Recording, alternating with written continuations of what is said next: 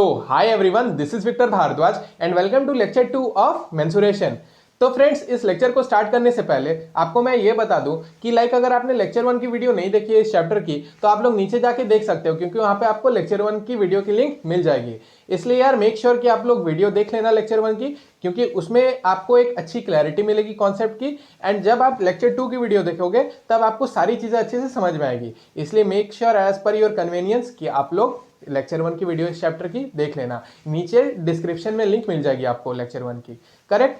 तो यार ये तो बात होगी लेक्चर 1 की, ठीक है। अब हम लोग इस टॉपिक में आते हैं, हम लोग लेक्चर 2 को गौर फरमाते हैं कि इस लेक्चर 2 में है क्या, एंड हम लोग कौन कौन सी चीजें लेक्चर 2 में अभी पढ़ेंगे। तो अगर लेक्चर 2 की अगर बात की जाए तो लेक्चर 2 में हम लोग कुछ टॉपिक्स को कवर करेंगे, 3 से 4 टॉपिक्स बेसिकली। इसमें हम लोग क्वाड्रिलेटरल को फर्स्ट डील करेंगे, सेकंड हम लोग देखेंगे रोम्बस के बारे में, करेक्ट। और तीसरा हम लोग इसमें गौर फरमाएंगे कि सॉलिड शेप्स के बारे में। पिछली चैप्टर में विजुअलाइजिंग सॉलिड शेप्स में मैंने तो सॉलिड शेप्स के बारे में डिस्कस की थी, लेकिन उस चैप्टर में मैंने इलैबोरेटिव फॉर्म में नहीं बताया था। बट आज मैं इस टॉपिक को अच्छे से इलैबोरेटिव फॉर्म में बताऊंगा, और साथ ही साथ हम लोग ये देखेंगे सॉलिड शेप्स में cylinder and right circular cylinder, in topics को भी मैं डील करूंगा। तो यार ये सारी टॉपिक्स डील होने वाली है इस लेक्चर में, तो आप लोग लेक्चर को लास्ट तक देखना, क्योंकि उससे आप लोग को एक अच्छी क्लैरिटी मिलेगी। करेक्ट। तो यार बिना देर किए हुए हम लोग अपने लेक्चर 2 को स्टार्ट करते हैं इस चैप्टर की, ठीक है। तो यार जो हमारी फर्स्ट टॉपिक होने वाली है इस चैप्टर की, that is area of quadrilateral. Correct. ये हमारी फर्स्ट टॉपिक है इस चैप्टर की। तो यार इस लेक्चर में हम लोग फर्स्ट क्वाड्रिलेटरल को डील करेंगे, करेक्ट। जैसे कि आपने पिछली चैप्टर्स में भी पढ़ा होगा क्वाड्रिलेटरल के बारे में कि क्वाड्रिलेटरल क्या होती है। तो सबसे पहले तो हम लोग क्वाड्रिलेटरल की एरिया आने से पहले हम लोग क्वाड्रिलेटरल को ड्रॉ करते हैं। तो सबसे पहले मैं क्वाड्रिलेटरल को ड्रॉ करता हूँ। एज वी नो क्वाड्रिलेटरल की 4 साइड्स होती है।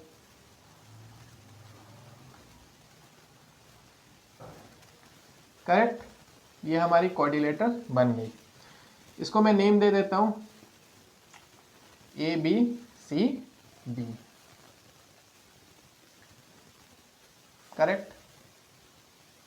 अब ये जो है ये इसकी फर्स्ट हाइट हो गई, ठीक है। एंड ये इसकी सेकेंड हाइट हो गई, ये इसकी फर्स्ट हाइट हो गई, ये इसकी दूसरी हाइट हो गई। क्वाड्रिलेटरल में 2 हाइट होती है, ठीक है। अगर बात की जाए तो ये जो H1 एंड H2 है ये इस क्वाड्रिलेटरल की हाइट हो गई, ठीक है।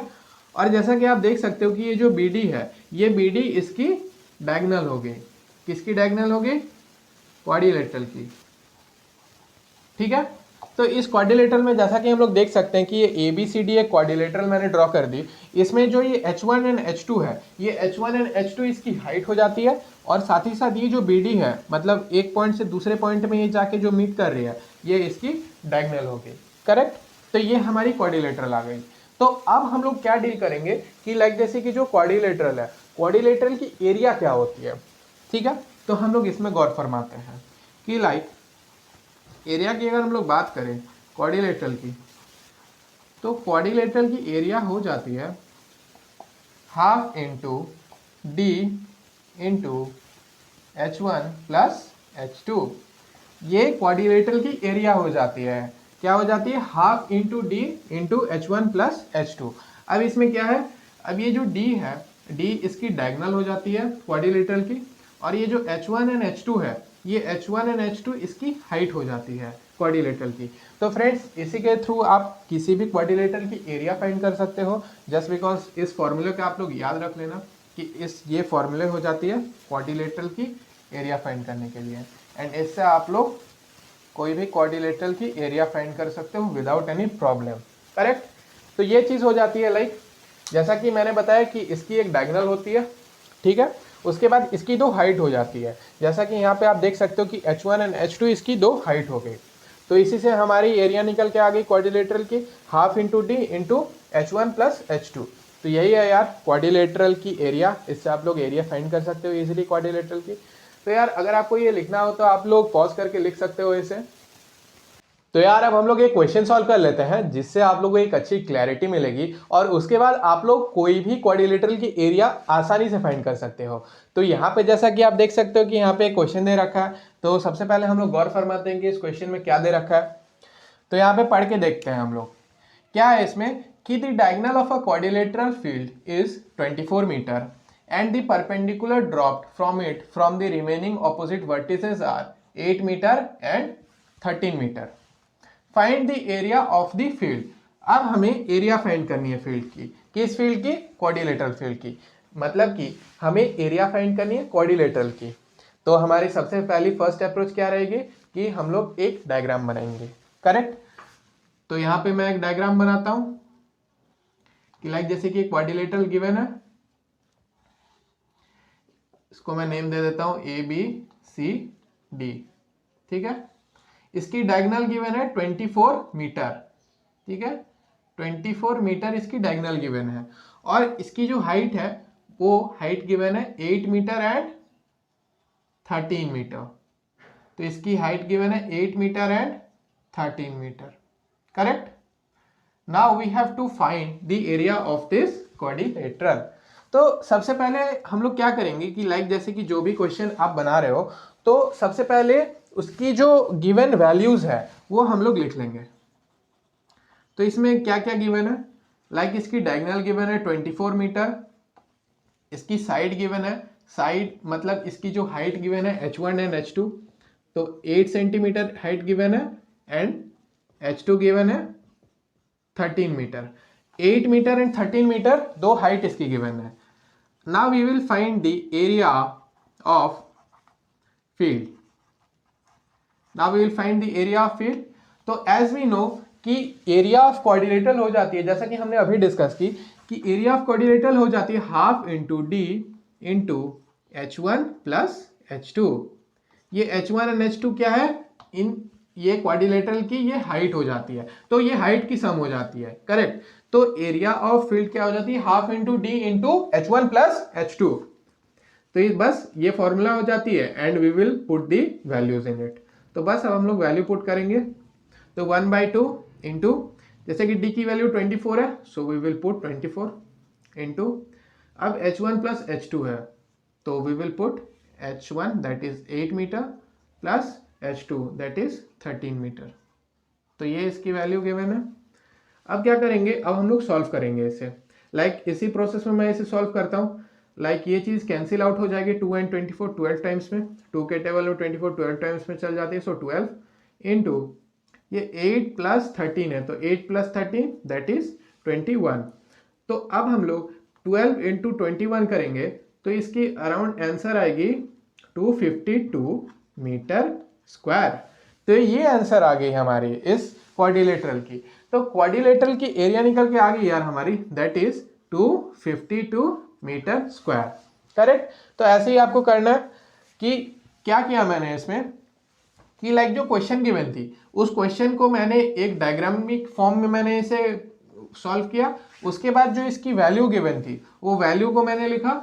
उसके बाद जो एरिया हो जाती है, लाइक एरिया ऑफ क्वाड्रिलेटरल जो होती है half into D into H1 plus H2, तो उस फॉर्मूले से आपको क्या करना है कि इसकी वैल्यू जो होगी वो वैल्यू को पुट कर देनी है आपको, तो उससे आपकी आंसर निकल के आ जाएगी। और फ्रेंड्स आप लोग एक बात का ध्यान रखना कि लाइक जैसे कि मैंने ये चीज़ तो पार्ट 1 में भी डिस्कस की थी लेक्चर 1 में कि जब भी हम लोग एरिया फाइंड करें या एरिया की बात है तो एरिया जब भी हम लोग फाइंड करते हैं तो उसकी जो यूनिट होती है वो स्क्वायर में हो जाती है। लाइक कोई भी शेप की अगर आप एरिया फाइंड करते हो, लाइक ये तो क्वाड्रिलेटरल की बात होगी, अगर स्क्वायर होती है लाइक रेक्टेंगल होती है तो उसकी जो एरिया होगी वो स्क्वायर में होगी। किस में होगी? स्क्वायर में होगी। तो ऐसे ही आपको करना है और उसके बाद इजीली आंसर निकल के आ जाएगी। बस कुछ बातों का आपको ध्यान रखना होगा, लाइक फॉर्मूले में जब आप पुट कर रहे हो तो याद रखना कि ये हाइट हो जाती है H1 and H2, D diagonal हो जाती है और जब एरिया फाइंड की जाती है तो इसकी जो यूनिट आएगी वो स्क्वायर में होगी। बस यही है। So friends let's come to our next topic and अब हम लोग डील करेंगे रोम्बस के बारे में कि लाइक रोम्बस क्या होती है, और साथ ही साथ हम लोग ये देखेंगे कि रोम्बस के साथ साथ कि उसकी एरिया क्या होती है, और उसकी एरिया के साथ साथ हम लोग कुछ क्वेश्चन सॉल्व करेंगे जिससे आपको एक अच्छी क्लैरिटी मिलेगी। और तो और उसके बाद आप लोग कोई भी क्वेश्चन को मतलब कोई भी रोम्बस की एरिया को ईजिली फाइंड कर लोगे, करेक्ट। तो हम लोग स्टार्ट करते हैं अपने टॉपिक को, that is area of rhombus. तो ये हमारी टॉपिक है। तो इसमें क्या होता है एरिया ऑफ रोम्बस में, फर्स्ट ऑफ ऑल एक हम लोग रोम्बस ड्रॉ करते हैं, करेक्ट।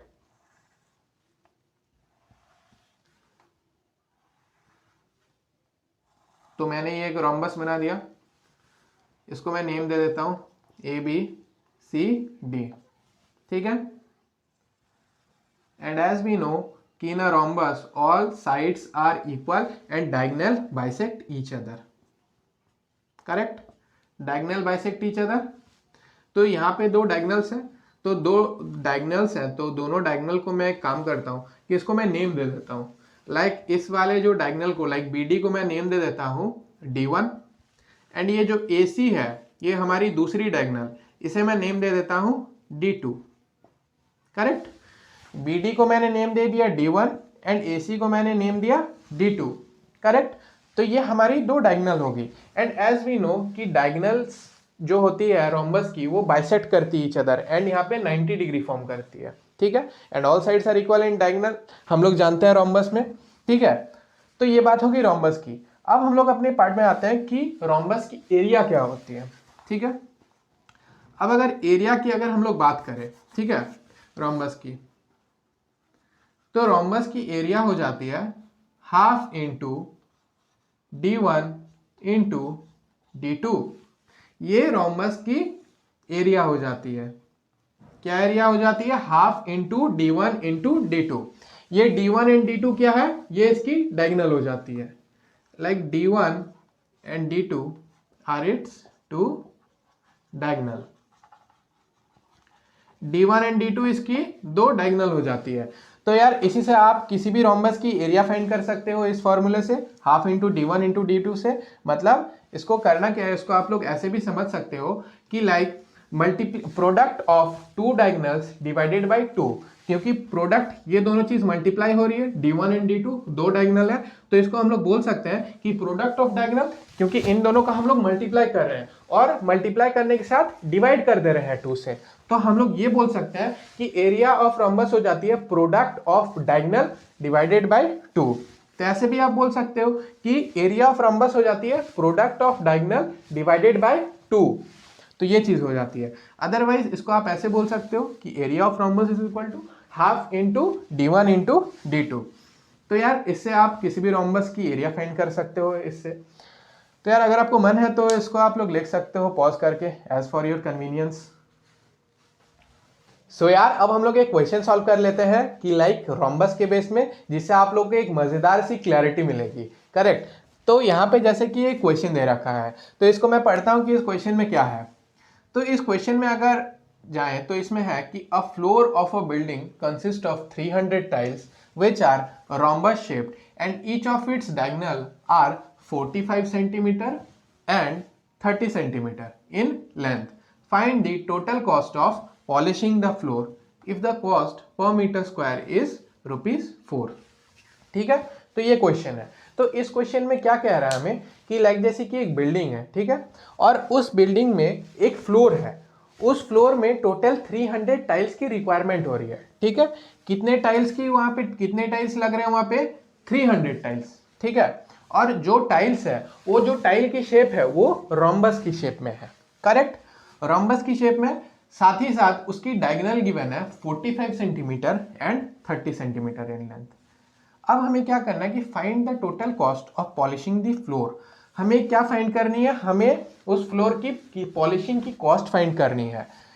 अगर कॉस्ट इसमें गिवन है पर मीटर ₹4, ठीक है। तो सबसे पहले हम लोग क्या करेंगे कि सबसे पहले तो हमारी फर्स्ट अप्रोच रहेगी इस क्वेश्चन में कि first of all we will draw a diagram, एक रफ डायग्राम बनाएंगे हम लोग। उसके बाद वी विल सी कि इस क्वेश्चन में किस अप्रोच से हम लोग जाएंगे।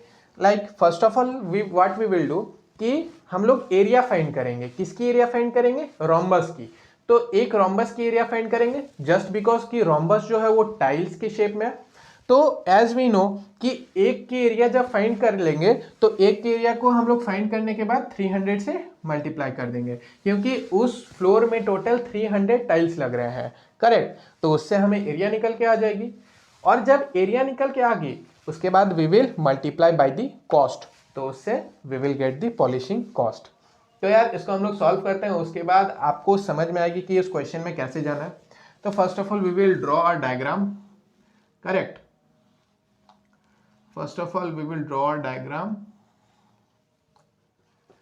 ये मैंने ABCD ये रोम्बस टाइल मैंने बना दी क्योंकि टाइल एक रोम्बस की शेप में थी, और साथ ही साथ इसकी डायगोनल गिवन है that is 45 centimetre and another is 30 centimetre, correct. ये इसकी डायगोनल गिवन है। तो what we will do, first of all we will find the area of tile. तो एरिया ऑफ टाइल फाइंड करेंगे हम लोग। तो एरिया ऑफ टाइल क्या हो जाएगी, half into D1 into D2, just because the जो टाइल है वो टाइल की शेप रोम्बस की शेप में, इसलिए इसकी फॉर्मूला हो जाएगी half into D1 into D2, और इसकी डायमेंशन मतलब इसकी डायगोनल गिवन है 30 एंड 45। तो we will put according to that, और बस हम लोग मल्टीप्लाई करेंगे तो ऐसे कुछ हमारी ये चीज़ निकल के आ जाएगी, करेक्ट। तो ये चीज़ हमारी आ गई। नाउ वी विल, हमारी क्या है 15 इंटू 45, तो इसको जब हम लोग करेंगे तो हमारी कुछ आंसर निकल के आएगी। हम लोग मल्टीप्लाई कर लेते हैं इस चीज़ को, 15 इंटू 45 को,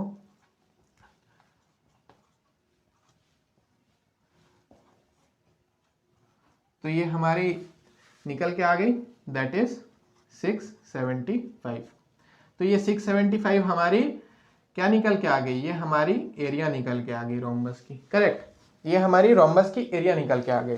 अब हम लोग क्या करेंगे, ये हमारी एक रोम्बस की एरिया निकल के आई और उस फ्लोर में टोटल 300 टाइल्स लग रहे हैं, ठीक है।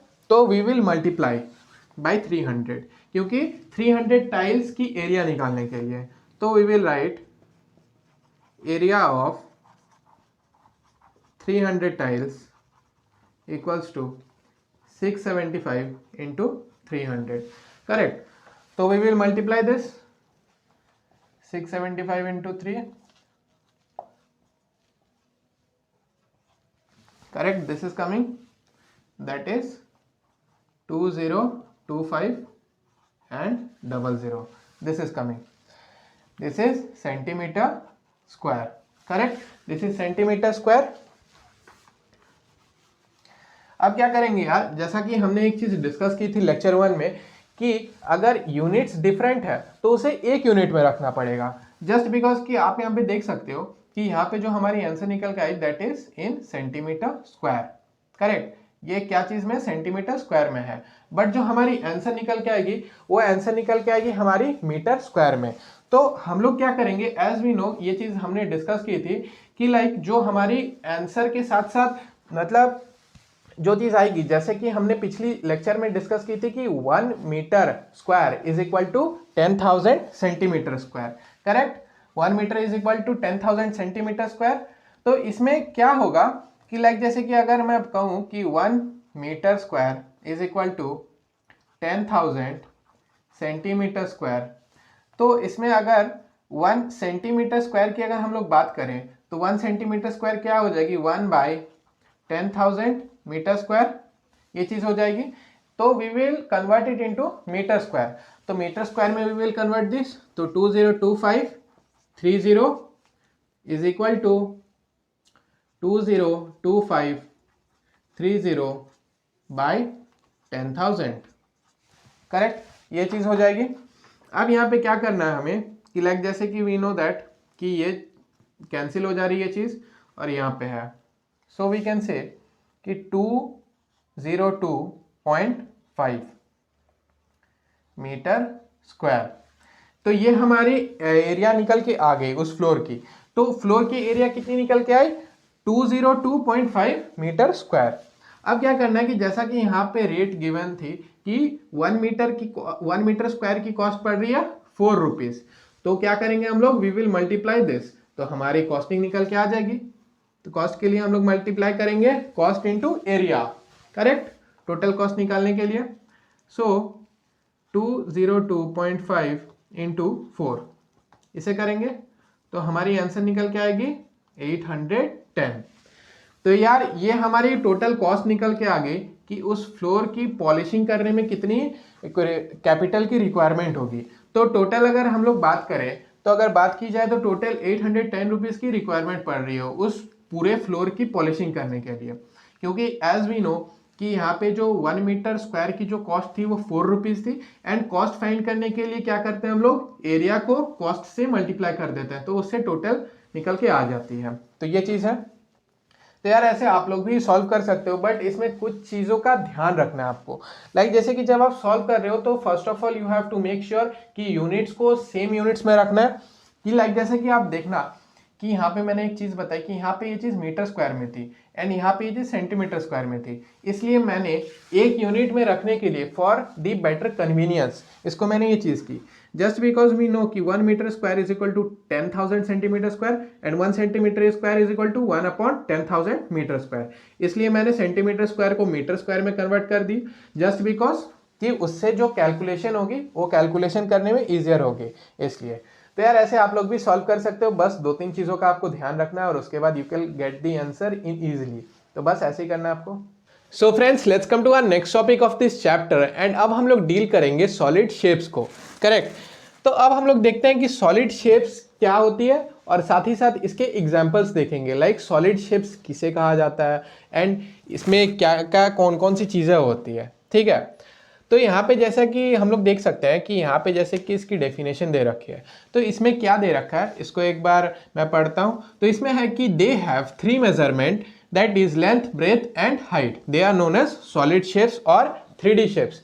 मतलब सॉलिड शेप्स वो शेप हो जाती है जिसमें 3 मेजरमेंट हो। कितने मेजरमेंट हो? 3 मेजरमेंट हो। कौन कौन से measurement? Length, breadth and height. तो जिन भी मतलब ऑब्जेक्ट्स में 3 मेजरमेंट हो, लेंथ, ब्रेथ एंड हाइट, तो वो सॉलिड शेप्स के अंदर में वो चीज आ जाती है। करेक्ट। मतलब कोई भी शेप में अगर 3 मेजरमेंट हो, लेंथ, ब्रेथ एंड हाइट, तो वो सॉलिड शेप्स में आ जाती है एंड साथ ही साथ उसे 3D शेप भी कहा जाता है। तो ये चीज हो जाती है।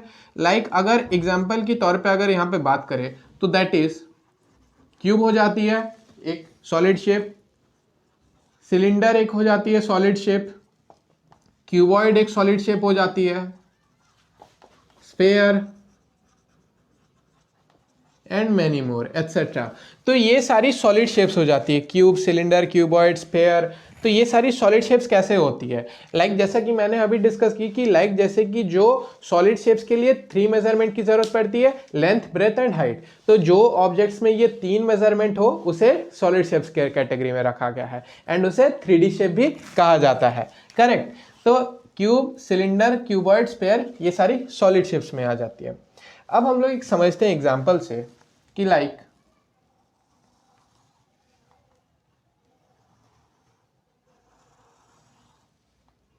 ये मैं क्यूब बना रहा हूं। ओके।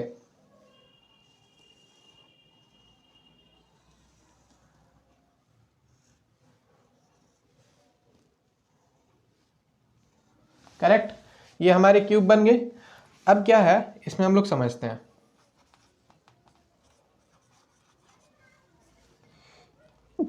ये क्यूब या ये क्यूबॉइड बन गया। ठीक है। ये हमारी क्यूबॉइड बन गई। अब हम लोग एक चीज समझते हैं इसमें कि जो क्यूब की ये वाली पार्ट होती है, ठीक है, ये पार्ट हो जाती है, इसको कहते हैं वर्टेक्स। क्या कहते हैं? वर्टेक्स। करेक्ट। ये वाली पार्ट। और अगर इसकी ये वाली साइड की बात करें, फ्रंट साइड की, तो ये फ्रंट साइड क्या हो जाती है? ये हो जाती है फेस। क्या हो जाती है? ये फेस हो जाती है। ठीक है। ये इसकी फेस हो गई, ये इसकी वर्टेक्स हो गई। और अगर आप नीचे से एज्यूम करोगे तो नीचे से ये वाली जो चीज है ये हो जाती है इसकी एज। करेक्ट। ये इसकी वर्टेक्स हो गई, ये इसकी फेस हो गई एंड ये इसकी एज हो गई, ये वाली पार्ट। ठीक है। नीचे वाली चीज एज हो जाती है, फ्रंट वाली चीज वो फेस हो जाती है and this is the vertex. Correct. तो ये क्यूबॉइड हो गई।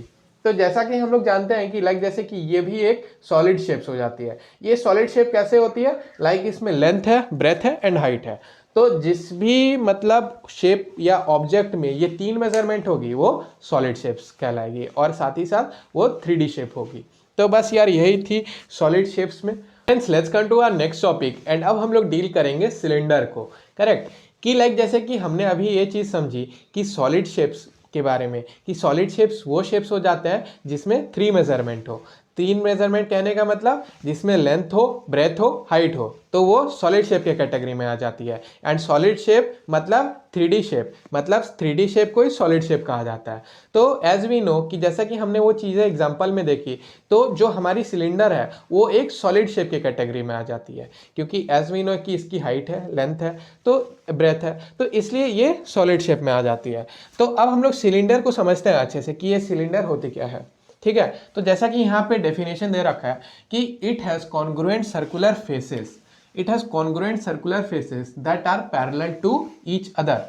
मतलब कहने का मतलब क्या है कि लाइक जैसे कि ये सिलेंडर है, ठीक है, तो ये सिलेंडर में जो इसके जो बेसेस होते हैं, ठीक है, लाइक इसको हम लोग समझते हैं, एज्यूम आप करो कि ये जैसे कि एक सिलेंडर टाइप की चीज़ है, ठीक है, तो सिलेंडर में होता क्या है कि इसके जो ऊपर और नीचे जो बेसेस होते हैं ये कॉन्ग्रुएंट होते हैं, ठीक है, पहली बात। और दूसरी बात ये है कि कॉन्ग्रुएंट होने के साथ साथ ये दोनों पैरेलल होते हैं, ठीक है, इसलिए ये चीज़ है कि इसके जो फेसेस होते हैं वो कॉन्ग्रुएंट होते हैं और साथ ही साथ ये पैरेलल होते हैं। So this is the main fundamental of cylinder कि इसके फेसेस जो होते हैं वो कॉन्ग्रुएंट होते हैं और साथ ही साथ ये पैरेलल होती है ये चीज़, ठीक है, तो उसे सिलेंडर कहा जाता है। लाइक जैसे कि यहाँ पे डेफिनेशन में ये चीज़ दे रखी है कि it has congruent circular faces that are parallel to each other.